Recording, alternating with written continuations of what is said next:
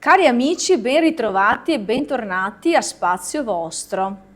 E oggi siamo in compagnia di un importante ospite e sono onorata di averti, ci possiamo già dare del tu, Certamente. perché ci conosciamo, e un importante artista che stimo moltissimo e parliamo di Alessio Nardin. Buongiorno. Benvenuto, benvenuto a Buongiorno. Spazio Vostro. Buongiorno Federica, buongiorno a tutti i tuoi telespettatori. Ai vostri, anche i tuoi telespettatori, perché appunto ci stanno seguendo. Che dire di Alessio? Alessio ha un curriculum infinito, perché ha fatto tantissime cose. Pedagogo, regista teatrale e cinematografico, si laurea con il famosissimo Anatoly Vassilev e ha svolto poi la sua attività, un'attività lunghissima, tra Italia, Spagna, Russia, Portogallo, cioè mezzo mondo praticamente, e ha collaborato con i più grandi maestri del panorama teatrale e cinematografico mondiale, appunto. E quindi abbiamo veramente il piacere e l'onore di ospitare un personaggio di questo calibro. Grazie di essere qui con noi. Ci tenevo molto alla tua presenza, soprattutto per parlare di un argomento, di un tema che è quello del teatro, perché noi parliamo di tanti argomenti. La cultura è, diciamo, purtroppo uno dei temi che viene spesso, diciamo così, poco preso in considerazione. Invece in realtà noi italiani, ovviamente, tra la creatività e tra quello che è la nostra, il patrimonio che ci hanno lasciato i nostri avi, potremmo vivere solamente di cultura. E quando abbiamo delle persone come Alessio, che ama la cultura e la propone in svariati modi, perché ovviamente è sempre all'avanguardia, è un onore poter parlarne e poter dire facciamo cultura fatta bene. Tanto che lui, voglio raccontarvi questa cosa, poi ne parlerà meglio, c'era un Veneto che qualche settimana fa era tra i 7 grandi invitati a Dubai, all'International Monodramma, ovvero tra i 7 grandi ospiti appunto del convegno mondiale dell'ITI dell'UNESCO, ovvero del Festival Internazionale del Monodramma. Quindi penso un traguardo importantissimo. È un onore anche per noi veneti, ovviamente, di avere non solo un italiano, ma anche proprio un veneto che rappresenta i primi 7 artisti nel mondo per questa categoria. Che cosa è stato per te? Quali sono state le emozioni? E che cosa ti è, quando sei tornato a casa, che cosa ti sei portato a casa? E soprattutto raccontaci com'è stata questa esperienza a Dubai. Allora, intanto ti ringrazio e ti ringrazio di tutta questa presentazione, così come mi presenti potrei avere tra gli 80 e i 90 anni, No, invece sono giovane. sei giovane, Allora, ma hai fatto tante cose. sì, scherzo, Certo. scherzo. Allora, rispetto agli Emirati Arabi, in realtà è parte, ti dico con grande onestà, non l'ho vissuta e non la vivo come un traguardo, bensì come una parte del percorso che sto facendo. In che senso? Nel senso che nel momento in cui hanno pensato a me come uno dei 7 artisti più rappresentativi di questo momento, diciamo, dell'arte teatrale, penso che questo sia dovuto a quello, come posso dire, alla mia visione, a quello che io vedo che dovrebbe essere indispensabile per il teatro. E infatti è questo quello che ho portato. Io ho fatto lì 2, diciamo, lectio magistralis e nella prima ho semplicemente condiviso, tra l'altro con un parterre molto ampio e molto vario.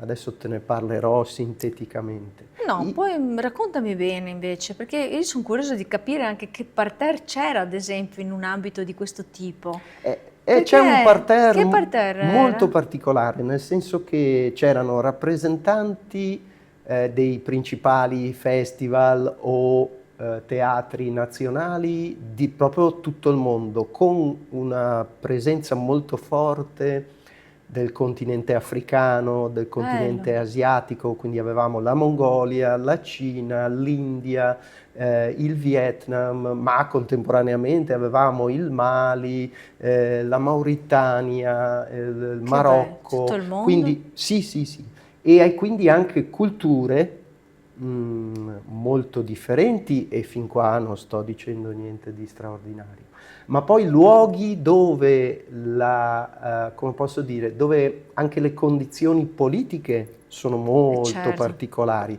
e molto in bilico. Infatti, quando io ho cominciato a sentire gli altri interlocutori o quando ho avuto in maniera chiara di fronte le persone che venivano da questi paesi, ho condiviso con loro una cosa. Io ho cominciato dicendo è un po' problematico parlare con voi, perché voi venite da dei luoghi, per esempio c'erano degli artisti libanesi che tra l'altro mi hanno invitato dopo i miei interventi ad andare lì, ma dicendomi dobbiamo vedere se, è perché ogni possibile. tanto arrivano le bombe Se arriva ancora qualcosa. lì. Mm.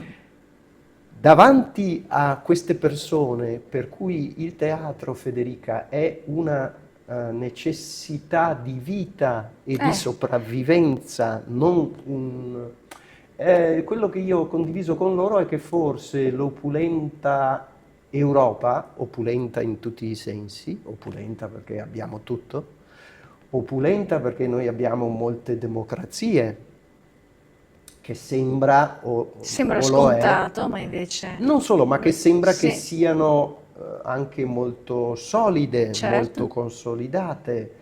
E l'impressione è che noi, lo dico prendendomi la responsabilità di quello che sto dicendo, è che avendo tutto rispetto ad alcuni paesi che appunto ho incontrato, noi abbiamo tutto, finiamo molto spesso, artisticamente, a confrontarci sul superfluo, proprio perché abbiamo tutto. Allora, il mio primo intervento, partendo da questa considerazione, è poi stato quello di vedere cosa potesse essere indispensabile per il teatro, nello specifico, ehm, in luoghi come l'Europa, cioè che cosa è necessario nel teatro europeo, proprio necessario, non che si può fare, cioè proprio che non si può fare a meno di fare. E partendo da questo ho sviluppato una serie di pensieri che ho condiviso con loro. Ciò che io ho incontrato è stato un grande ritorno, cioè occupandomi di principi basici che riguardano l'arte e della domanda che poi dovrebbe riguardare un po' tutti, del che ruolo ha l'arte nella società contemporanea, perché il convegno mondiale organizzato dall'ITI, cioè l'International Theatre Institute, cioè l'Istituto Internazionale del Teatro, che è una costola dell'UNESCO, si poneva proprio questa domanda, per questo mi hanno chiamato, perché la domanda era qual è il ruolo del teatro contemporaneo in Europa, io ero l'unico rappresentante europeo, e nel mondo, cioè qual è il ruolo adesso, nello specifico del teatro, ma più in generale dell'arte, e qual è la possibile distanza, questa è una domanda che naturalmente ho posto io, tra quello che chiamiamo intrattenimento, che è sacrosanto, anzi ben venga, e quella che invece è il ruolo dell'arte. Io ti dico una cosa un po' forte, che poi possiamo Vediamo, anche, sì, sentiamo. che poi possiamo anche edulcorare o Sì, comunque. Credo che la connessione tra società e arte, più che cultura, arte proprio, e la connessione tra politica, arte e società sia molto stretta. Cioè, molto spesso quando parlo con colleghi europei capita, ed è naturale, che ci si lamenti della situazione sì, politica, poi certo, questi sono tempi un po' particolari, li sì. viviamo ogni giorno. E io credo che l'arte abbia un ruolo ben preciso in questo, nel senso che l'arte per sua natura ha sempre preceduto, se è arte, ha sempre preceduto la società. Se comincia a seguirla, allora diventa intrattenimento. E una cosa aiuta l'altra, perché se l'arte non stimola la comunità dove opera, Certo. e la comunità è facile che alcuni stimoli non ce li abbia. Quindi non sono dell'idea, come mi è capitato anche recentissimamente, questo è successo anche con i David di Donatello, Sì. non sono così d'accordo che la politica rovina l'arte. Credo che dovrebbe essere l'arte ad avere un suo ruolo specifico, indipendente, e che per questo poi dovrebbe essere di stimolo eventualmente anche alla politica. L'interesse Quindi, per la politica. eh sì, io di stimolo. Certo, di Questo stimolo. credo sia. Ti chiudo dicendoti che poi la cosa molto bella degli Emirati Arabi è stato, da una parte, portare quelle che sono le mie esperienze, e lì è stato il secondo intervento. Mi hanno chiesto proprio in specifico di parlare delle mie progettualità più significative. E alcune, poi ne parleremo, immagino, sono proprio venete, altre sono in altri paesi del mondo, ma alcune sono proprio venete. Poi dopo non dire che hai 90 anni, perché come te mi hai detto all'inizio, perché ne fai tantissime di cose, ne fate tantissime, perché effettivamente di attività e di esperienza è infinita quella che hai. Quindi se noi dovessimo poi raccontare tutto quello che fai, dovremmo stare qua, penso, 2 ore. Non lo faremo. Non lo faremo. E però ti dicevo... Magari in un'altra puntata, magari. Sì, volentieri, mi inviti e troverò il modo di liberarmi. Ti dicevo, il ritorno poi è stato il piacere, e non solo, dello scambio, per cui sono certo. nate molte interazioni con paesi africani, inviti per miei interventi o per portare dei miei spettacoli, e dall'altra la percezione molto forte che forse noi come pensiero, proprio noi, siamo molto europacentrici. Certo. Cioè in qualche modo pensiamo, naturalmente lo dico con molta timidezza perché magari ci sono persone che hanno esperienze per cui non è vero questo, però l'impressione è che noi pensiamo che tutti si muovono e pensano come l'Europa, invece ci sono culture molto diverse. E che vanno rispettate, ascoltate. Sì, e che forse hanno al contrario, cioè forse hanno delle cose che noi non abbiamo, mentre in qualche modo noi pensiamo che ciò che accade in Europa è un po' ciò che accade nel mondo. Lì, vivendo lì, l'impressione è stata proprio che no. Bene, ci fermiamo su questo, riprendiamo tra poco e andiamo un attimo in pubblicità. Grazie.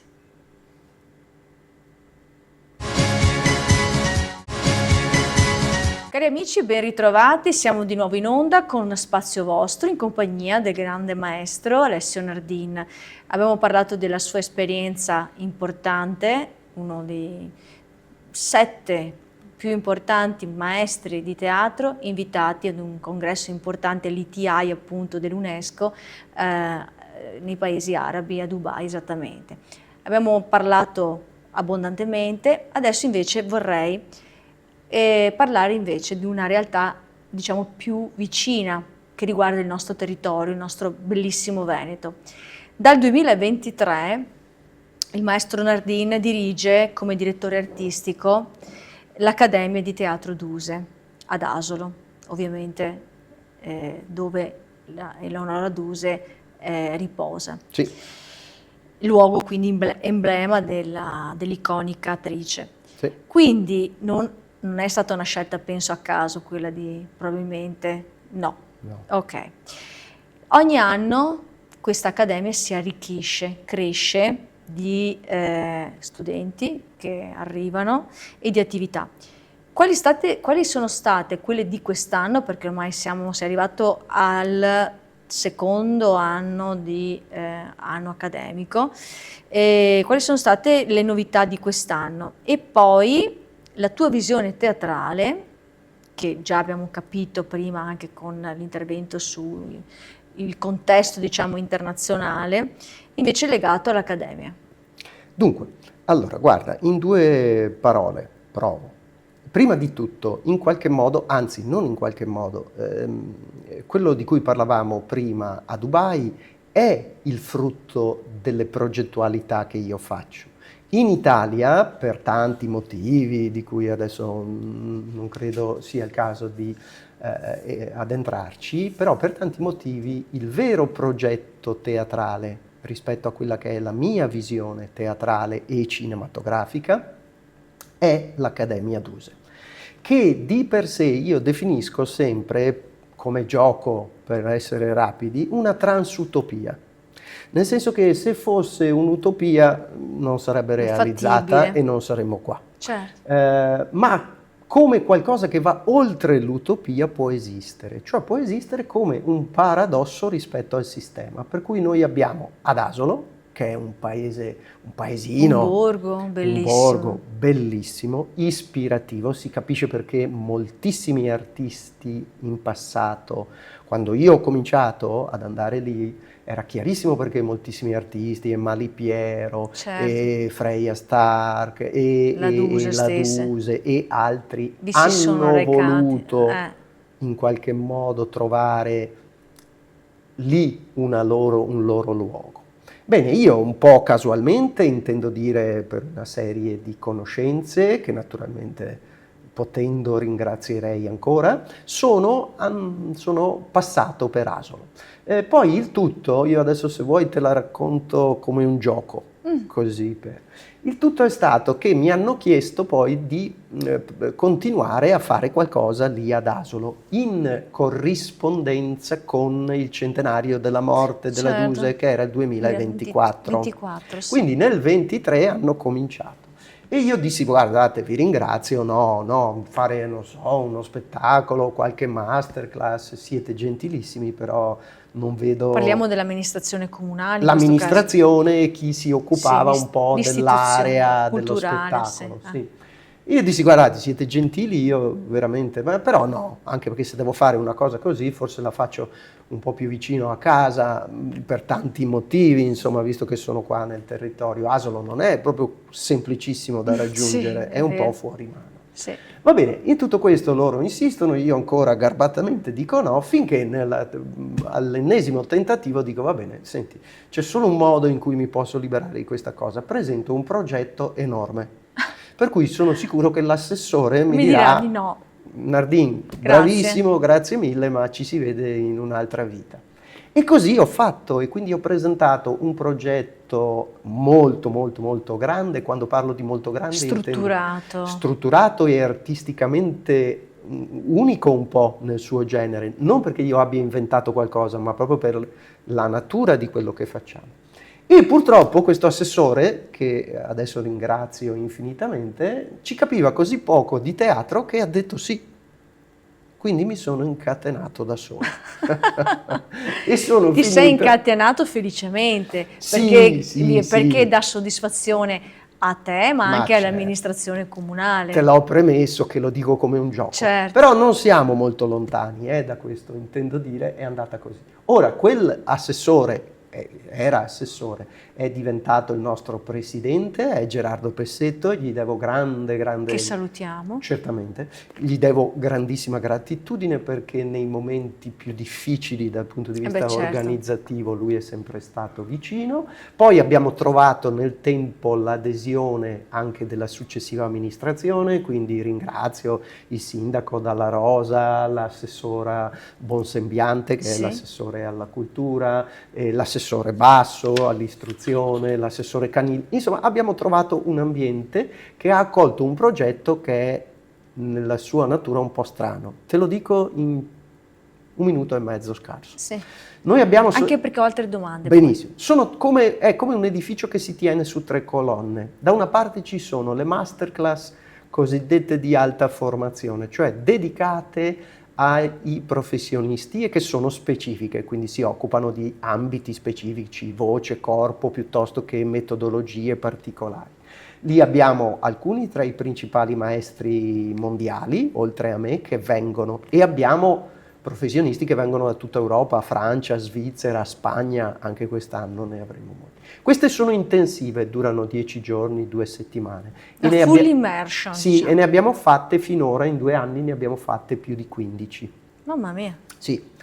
Il successivo, e tra l'altro la prossima sarà proprio qui a giugno con me su Chekhov e durerà 3 settimane. Che bello. Cioè, le iscrizioni, lo dico se qualcuno ci sta sentendo, sono ancora aperte per pochi giorni, quindi chi Quindi volesse. fino a quando? E sono aperte fino al 5 di luglio. Ah, ok, quindi Sì, sì. abbiamo tutto il tempo. Sì, per- sì, e sono, per esempio, quella di luglio è sulla voce e quindi potrà sulla vocalità e la parola, Bello, bello. la tecnica verbale. Molto interessante. E questa è una. L'altra invece, l'altra colonna, è quella dedicata ai giovani artisti, a coloro che vogliono diventarlo. E qui stavi parlando dell'anno accademico. Lì abbiamo più di 30 iscritti che vengono da tutta Italia, che abbiamo selezionato attraverso le audizioni e diciamo che compongono tutta l'Italia, da Bari fino a Torino, passando per Bolzano, Milano, Rimini, Ravenna, Che bello. la Toscana, sì. E vivono lì invece tutto l'anno, perché è un percorso triennale Sì.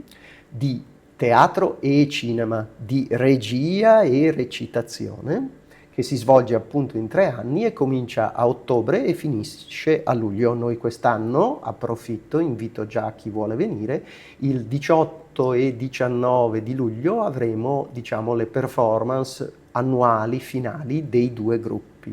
Sempre lì ad Asolo. Sempre ad Asolo e sempre o all'interno del Teatro Duse, che è O un teatro all'esterno. molto bello, oppure spesso, e adesso lo te ne so. parlerò, rendiamo Asolo un teatro a cielo aperto. Per esempio, apro e chiudo parentesi, al Carnevale di Sì, quest'anno, quest'anno è vero. per la prima volta abbiamo lanciato, diciamo, l'anno zero del Festival Internazionale della Maschera e abbiamo praticamente reso il centro di Asolo per un giorno un teatro a cielo aperto dove c'erano spettacoli in più punti di Asolo, punti, piazze, Certo. luoghi, ed era strapieno di gente. Alcuni spettacoli erano itineranti, quindi si girava, ed è stata un'esperienza talmente positiva che stiamo già organizzando per l'anno successivo. Molto bene. L'ultima parte, velocissima, è quella che chiamiamo di disseminazione, cioè abbiamo tutta una serie di progetti, tra l'altro dovrebbero partire quest'anno alcuni di nuovi,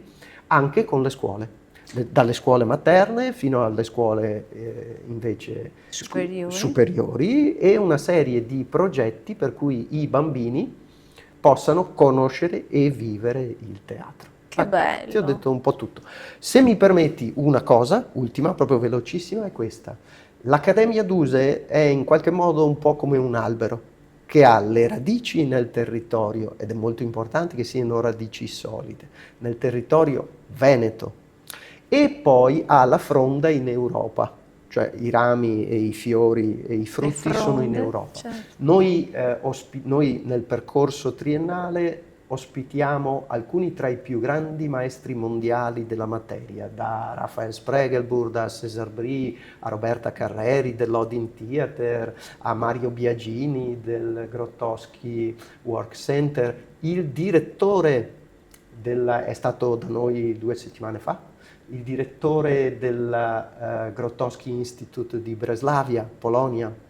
Veramente una serie di artisti di grandissimo valore, che in qualche modo, lo dico non per piaggeria ma per realtà, vengono lì perché trovano le condizioni per poter lavorare in un certo modo, cioè artistico. E noi facciamo parte, come Accademia Duse, di tutta una serie di progettualità europee. Per esempio siamo stati invitati con il lavoro dei nostri allievi al 16° Festival internazionale della marionetta e dei puppet, del teatro di figura cosiddetto.